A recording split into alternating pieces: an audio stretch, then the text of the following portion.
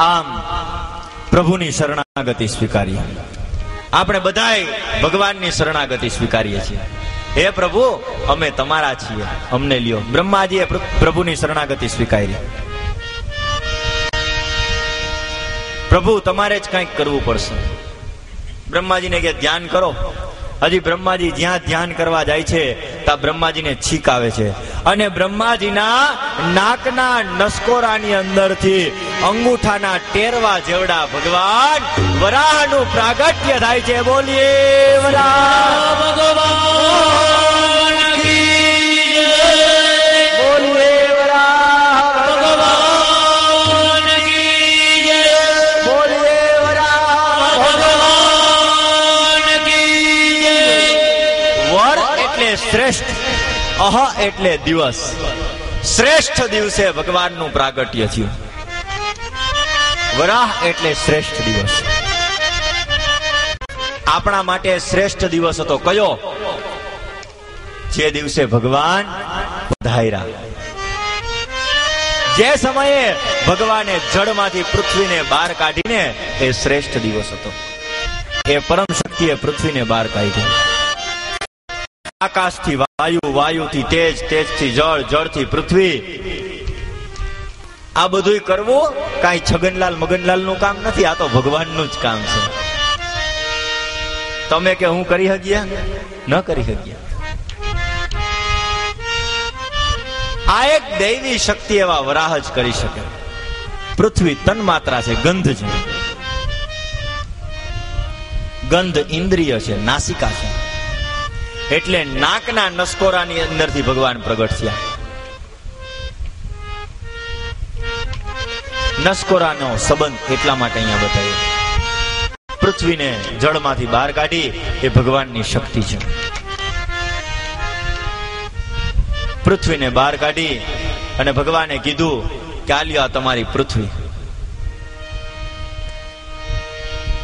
જેને પૃથ્વીને બહાર કાઢી એની પૃથ્વી ગણાય. સાચી વાત કે ખોટી? કાઢે એનું ગણાય. ઓલો કઈક કાયદો આવ્યો હતો, વાવે એની જમીન, એવો કઈક કાયદો હતો ભૂતકાળમાં, મને યાદ છે ત્યાં સુધી. હતો કે નહીં? એવો ભગવાનનો નિયમ.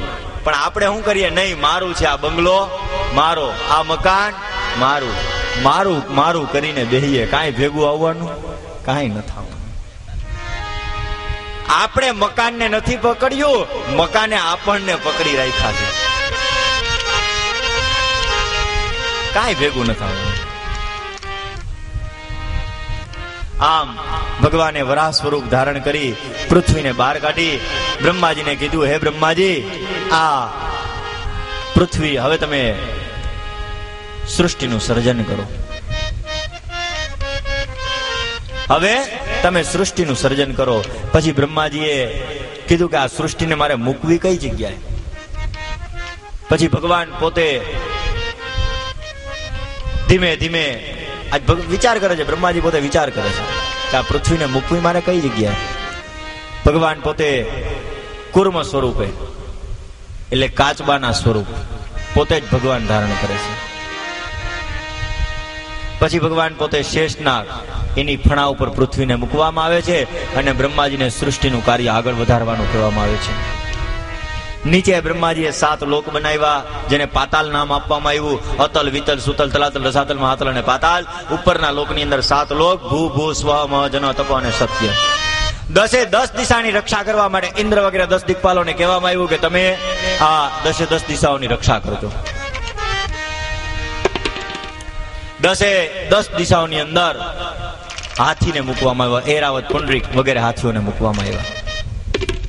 શું કરવા? પૃથ્વી ડગી ન શકે એટલા માટે. એમ પૃથ્વી સૃષ્ટિનું સર્જન કાર્ય ચાલુ કર્યું.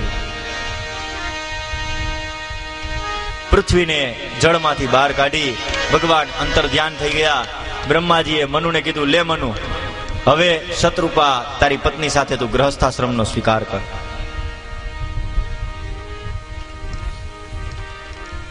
ત્યારે મનુને ત્યાં 3 પુત્ર, મનુ મહારાજ હતા, તેને ત્યાં 3 પુત્રી અને 2 પુત્ર થાય છે. ત્યારે આ બાજુ વિદુરજી મહારાજના મનમાં પ્રશ્ન આવે છે કે ભગવાને વરાહ સ્વરૂપને ધારણ કર્યું, તો વરાહ સ્વરૂપને ધારણ કર્યા પછી એને કોક અસુરને માર્યો તો કયા અસુરને માર્યો હતો એની જરાક અમને કથા કયો ને. જ્ઞાની છે ને, એની કથા કહીને સંભળાવે છે. એ અસુરનું નામ હતું હિરણ્યાક્ષ. હિરણ્યાક્ષની કથા આવે છે.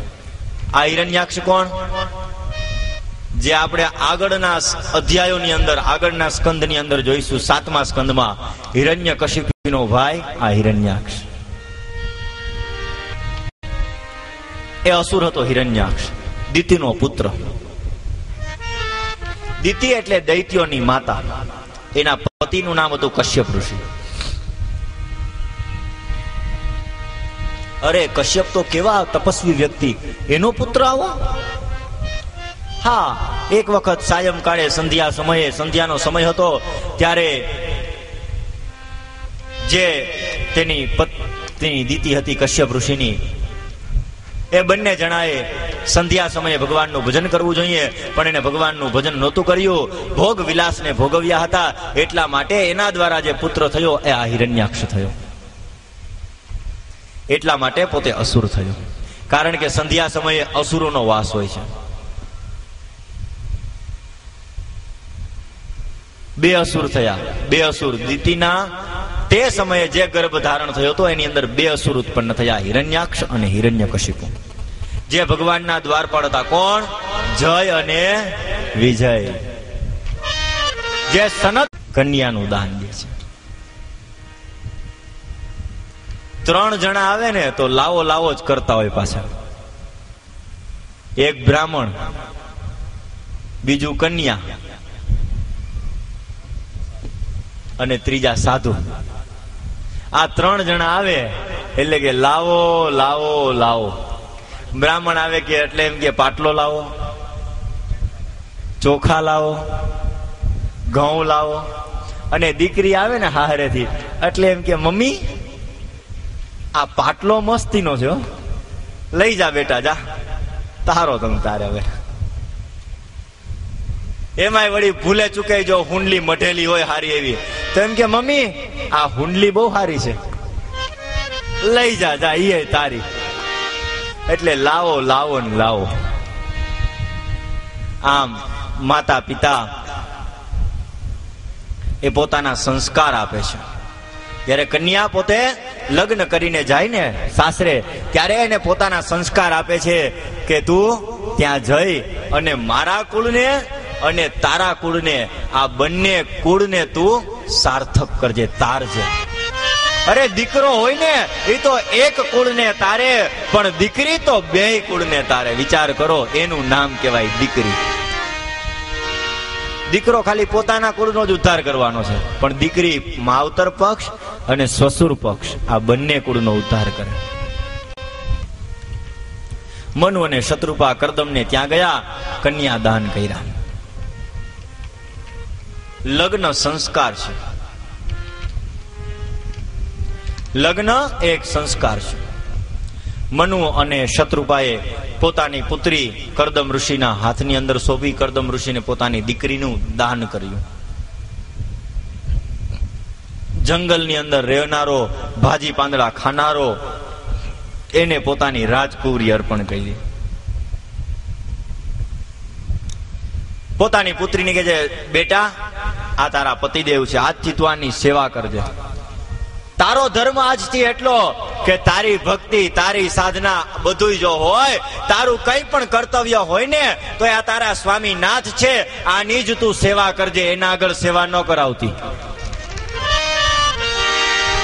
આ તું એની જ સેવા કરજે.